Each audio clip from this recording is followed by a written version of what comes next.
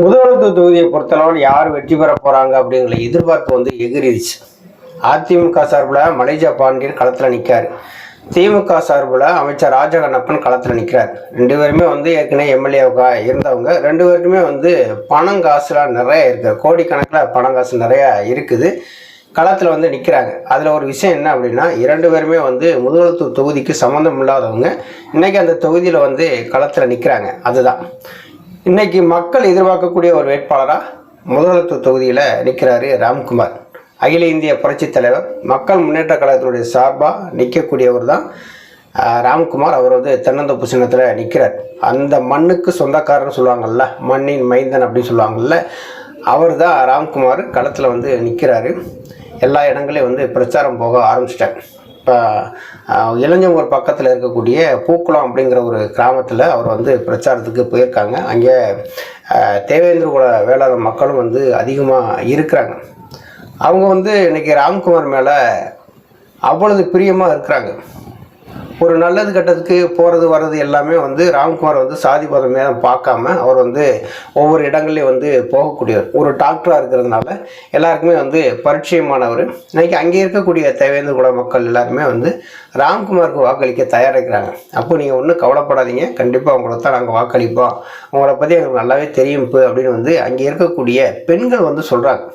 எதனால் இதெல்லாம் சொல்கிறாங்க அப்படின்னா, ராம்குமாருடைய பழக்க வழக்கம் அப்படி இருக்குது. இவன் இந்த ஜாதிக்காரன், இவர் இந்த ஜாதிக்காரன் அப்படின்னு சொல்லி ஏற்றத்தாழ்வு இல்லாமல் இன்னைக்கு பழகக்கூடியவங்கிறதுனால இன்னைக்கு எல்லா மக்களுமே அவர் மேலே பிரியமாக இருக்கிறாங்க. இந்த மண்ணுக்கு சொந்தக்காரர் இல்லையா. முதலமைச்சர் தொகுதினா இன்னைக்கு ஆப்பநாடு மரவர் சங்கத்தில் அவர் தலைவராக இருந்தாலுமே மக்கள்கிட்ட பழகக்கூடிய விதம், அவர் செய்யக்கூடிய அரசியல், அவர் டாக்டராக இருக்கிறதுனால இன்னைக்கு பல பேருக்கு பல உதவிகளை செஞ்சுருக்கிறாரு. இதை எல்லாமே கூர்ந்து மக்கள் கவனிக்கிறாங்க. அப்போ இப்படிப்பட்ட ஒரு நபர் நம்ம தொகுதிக்கு ஒரு எம்எல்ஏவா வந்துட்டார் அப்படின்னா நமக்கு நல்லது அப்படின்னு சொல்லி நினைக்கிறாங்க. ராம்குமாருமே அந்த மக்கள்கிட்ட பேசும்போது சொல்கிறாங்க, ஒரு நல்ல தலைவனாக இந்த சட்டமன்ற உறுப்பினராக உங்களுக்கு நான் இருப்பேன், எனக்கு தென்னந்தோப்பு சின்னத்தில் வாக்களிங்க.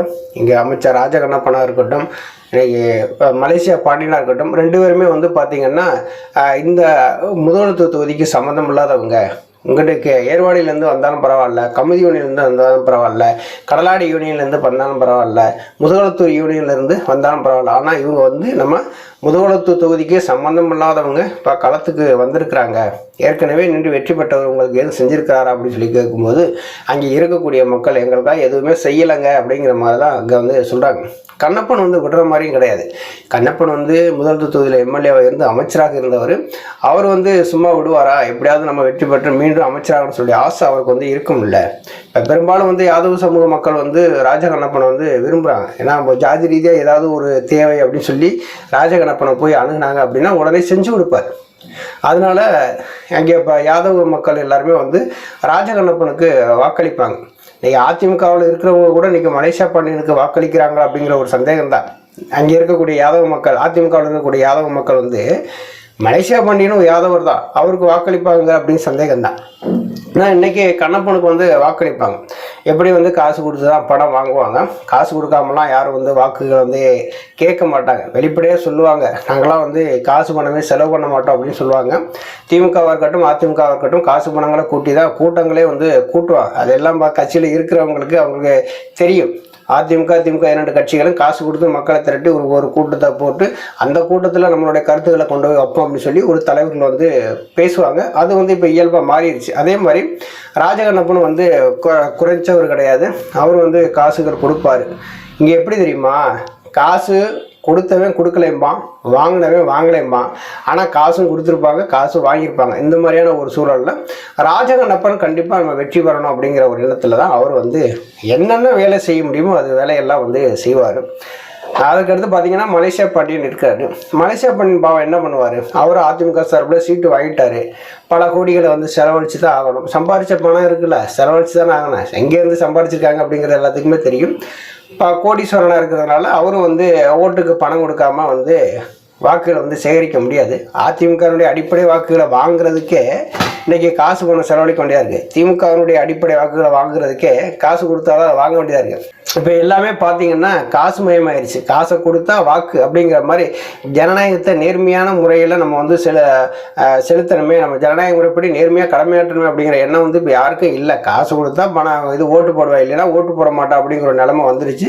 இரண்டாவது என்ன அப்படின்னா, நீ காசை கொடு நான் வாங்கிக்கிறேன், ஆனால் ஓட்டு யாருக்கு போடுவேங்கிறத நான் முடிவு பண்ணிக்கிறேன்னு சொல்லி மக்கள் திரும்புகிற சூழ்நிலையே உருவாயிருச்சு இல்லையா. இப்போ எல்லாருமே வந்து காசு பணங்கள் கொடுத்து வாக்குகளை சேகரித்தாலும் அங்கே முதுகுளத்தூர் தொகுதியை பொறுத்தளவில் இப்போ கடலாடி யூனியனாக இருக்கட்டும், கமுதி யூனியனாக இருக்கட்டும், முதுகுளத்தூர் யூனியன், இந்த 3 பகுதிகளிலும் பார்த்தீங்கன்னா ராம்குமாரோடைய செல்வாக்கு வந்து அதிகமாயிருச்சு. இந்த செல்வாக்கை இனிமேல் வந்து குறைக்க முடியாது. இப்போ திருமதி சசிகலா அவர்கள் வந்து தேர்தல் பிரச்சாரம் பண்ணி அந்த இடத்துல வந்து மக்களை திரட்டி அவங்க முன்னாடி பேசும்போது பார்த்தீங்கன்னா இன்றைக்கி அரசியல் களமே தலைகளாக மாறி போச்சு முதுகுளத்தூர் தொகுதியில். அந்த மாதிரி தான் வந்து இருக்குது. ராம்குமாருடைய வெற்றி உறுதியாயிருச்சு அப்படிங்கிற மாதிரி தான் அங்கே இருக்கக்கூடிய மக்கள் வந்து சொல்கிறாங்க. இப்போ வந்து தேவேந்திரோட வேளாளர் சார்பாக அவர் வந்து தமிழக வாழ்வுரிமை கட்சியோட கூட்டணி வச்சு அங்கே வந்து தேர்தல் காலத்தில் செந்தில் மல்லர் அப்படிங்கிறவர் களத்தில் நிற்கார். அவர் நிற்காரு அப்படின்னா அவர் சமுதாய வாக்குகளை பிரிக்கிறது தானே நிற்பார்.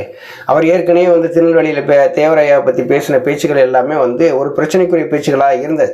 இப்போ திரும்பவும் அவர் வந்து களத்துக்குள்ளே வரும்போது எங்கும் ஒரு பிரச்சனையை உண்டு பண்ணிடுவாங்களோ. ஏன்னா முதுகுளத்தூர் தொகுதிங்கிறது ரொம்ப எதிர்பார்க்கக்கூடிய தொகுதி. ஏதாவது சாதி பிரச்சனைகள் எதுவும் வந்துடக்கூடாது இல்லையா. 57லேருந்து அந்த தொகுதி வந்து ஒரு கரும்புள்ளியாகவே இருக்குது. யார் எந்த எலெக்ஷனில் நின்றாலும் சாதி பிரச்சனைகள் வந்துடக்கூடாது அப்படிங்கிற ஒரு பயத்திலே தான் இங்கே வந்து இருப்பாங்க.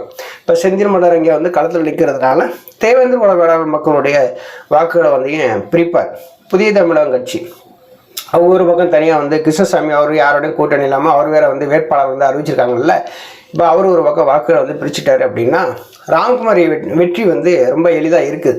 இப்போ தேவேந்திர குல வேளாளர் மக்களே வந்து செந்தில் மலருக்கு ஓட்டு போட தயங்குவாங்க. முதுகுளத்தூர் பக்கத்தில் இருக்கிறவங்க எல்லாருமே வந்தீங்கன்னா செந்தில் மலருக்கு ஓட்டு போட தயங்குவாங்க. முதுகுளத்தூரில் வந்து ராம்குமார் ஒரு கிளினிக் வச்சிருக்கிறார். ஒரு நல்லது கெட்டது உடம்பு சரியில்லை, ஒரு காய்ச்சல் மண்டை தலைவலி இப்படி எதனா போகும்போது அவர் வந்து அந்த வைத்தியம் வந்து பார்ப்பாங்க. அந்த வகையில் வந்து நமக்கு குறியவர் நம்ம பக்கத்திலே இருக்கும்போது நமக்கு வந்து அவர் தான் நமக்கு வேணும்னு சொல்லிட்டு அப்படி வாக்களிக்கக்கூடிய தேவேந்திர மக்கள் வந்து நிறையா இருக்கிறாங்க. அவர் செந்தில் மலர் வந்து தேவேந்திரர்கள் வாக்குகளை குறி வச்சு தான் களத்திலே வந்து நிற்கிறாரு.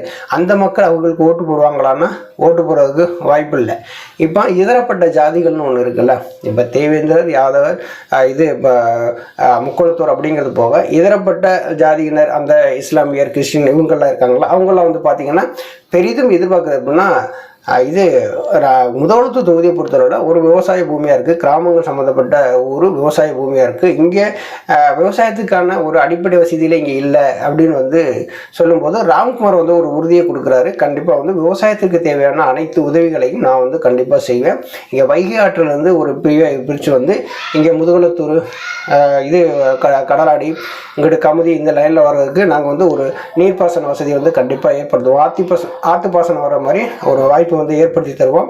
கண்டிப்பாக உங்களுக்கு தேவையானதை நான் செஞ்சு கொடுப்பேன் அப்படின்னு வந்து சொல்லியிருக்காரு. அதுக்கடுத்து என்ன சொல்லியிருக்காரு அப்படின்னா இங்கே விளையக்கூடிய அந்த பொருட்கள் இருக்குல்ல அதெல்லாம் வந்து கெட்டு போகாமல் இருக்கிறதுக்கு அதுக்கான ஒரு தனியான ஒரு கிடங்குகள் அமைச்சு நாங்கள் வந்து பாதுகாப்பை ஏற்படுத்துவோம். விவசாயிகளுக்கு தேவையானதை நான் செஞ்சு கொடுப்பேன் அப்படிங்கிறத உறுதிமொழியும் வந்து கொடுத்துருக்காரு. அதனால் இப்போ முக்குளத்தூர் வாக்குகள் பெரும்பான்மை வாக்குகள் வந்து ராம்குமாருக்கு வந்துடும். அதுக்கடுத்து இதரப்பட்ட ஜாதியினர் இருக்கக்கூடிய வாக்குகளும் வர்றதுனால இப்போ ராம்குமார் வந்து முதுகுளத்தூர் தொகுதியை பெற்றவுள்ள ஒரு வெற்றி வேட்பாளராகவே எல்லாரும் வந்து பார்க்குறாங்க. ஒரு இளைஞர் இந்த தொகுதியில் பிறந்தவர், இவர் வந்து மக்களுக்கு நல்லது செய்வார் அப்படிங்கிற ஒரு நம்பிக்கை அங்கே மக்கள் மத்தியில் எழுந்துருச்சு. அதனால தான் ராம்குமாருடைய வெற்றி ரொம்ப எளிதாக மாறிடுச்சு. குறிப்பாக தேவேந்திர குல மக்கள் வந்து ராம்குமாரை ஆதரித்து கொண்டாடுறாங்க அப்படின்னா அப்படிப்பட்ட தலைவர் கண்டிப்பாக முதுகுளத்தூர் தொகுதியில் வென்றெடுப்பார் அப்படிங்கிறது மக்களுடைய கருத்தாக இருக்குது. நன்றி, வணக்கம்.